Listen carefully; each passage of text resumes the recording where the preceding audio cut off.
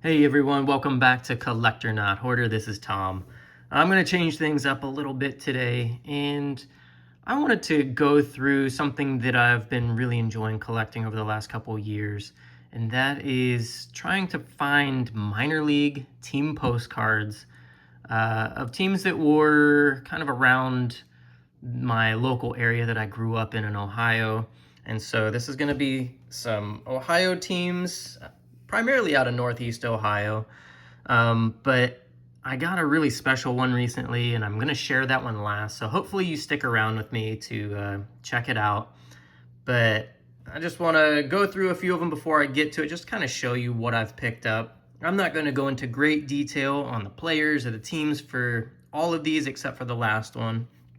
I've shared a lot of these before, but the first one is this 1906 postcard of the Columbus Senators.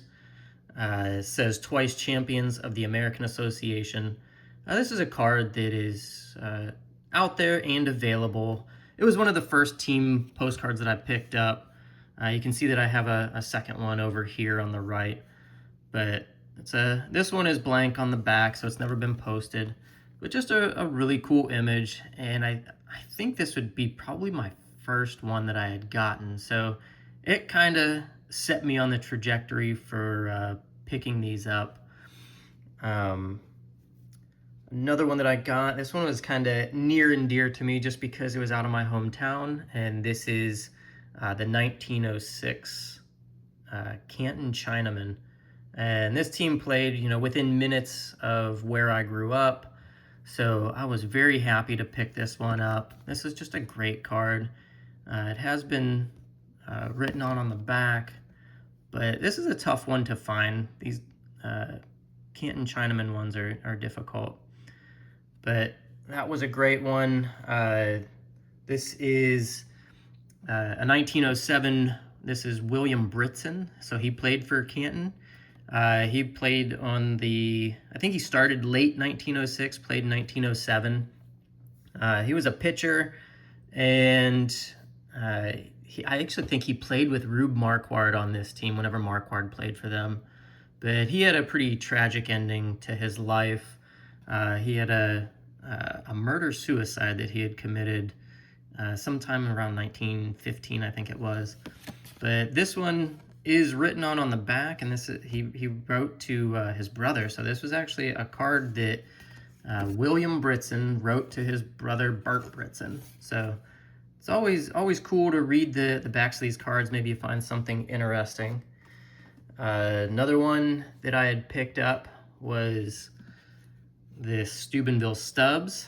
Once again, I do have a second copy back here on the left of this. This is the nicer copy of the two, but just a great card. Steubenville Stubbs, this is the champions of the POM League, is what this one was. So Pennsylvania, Ohio, Maryland League in 1907. This one is also postmarked in 1908. But I was really happy to pick this one up. I've shared this one in a previous video as well. And then I also got, this one is actually kind of recent as well, and I don't even think I've shared this one, but this is of the 1907 Akron Champs. So this is a really tough postcard to get, and it's actually got a pretty decent major league player on it, and he's right here. That would be Wilbur Good. He was a pitcher and an outfielder. But the unique one about this one is the trainer. So down here it says Kelly was the trainer, but having an African American on a team postcard, pretty unique for this time period. But just a great card altogether. And then that brings me to my newest one, which I figure probably my favorite now out of all these. I love the Canton one, I love the Akron one, Steubenville one, like I said, I love them all. But I think this one kind of takes it.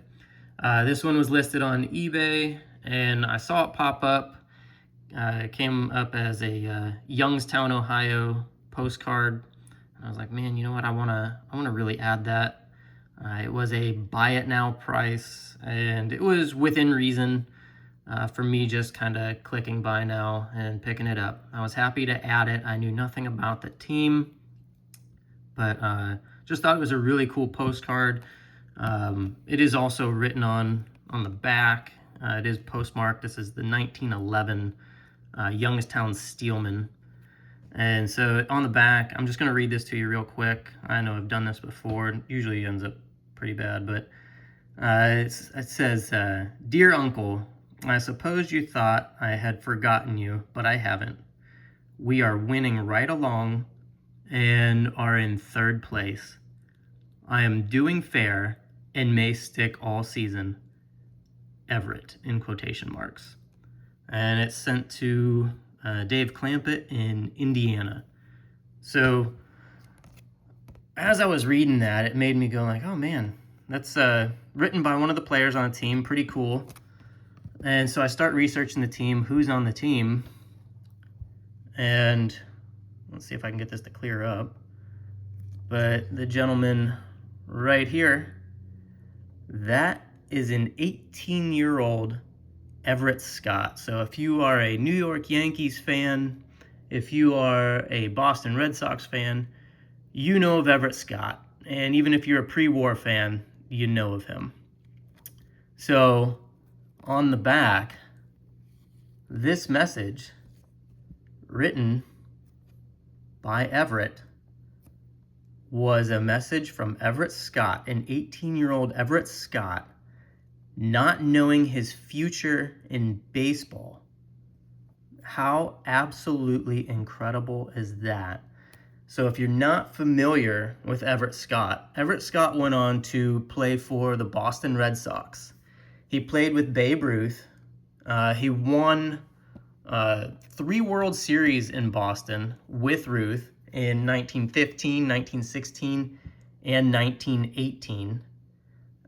Ruth went on to play for the Yankees in 20, and then Everett Scott became captain of the Boston Red Sox in 1921. Then he got traded over to the Yankees in 22. Ruth became the team captain of the Yankees in 1922, but only for 6 days. After he was stripped by Miller Huggins of his captain position, he gave it to Everett Scott. Everett Scott would also go on to be Babe Ruth's good friend and roommate. And Scott became captain right after Ruth and held that title until 1925. Scott was also inducted into the Boston Red Sox Hall of Fame in 1908, and he also still holds, I believe, the record for consecutive games. I think he's just behind Ripken and Gehrig, so he's third all-time consecutive games played.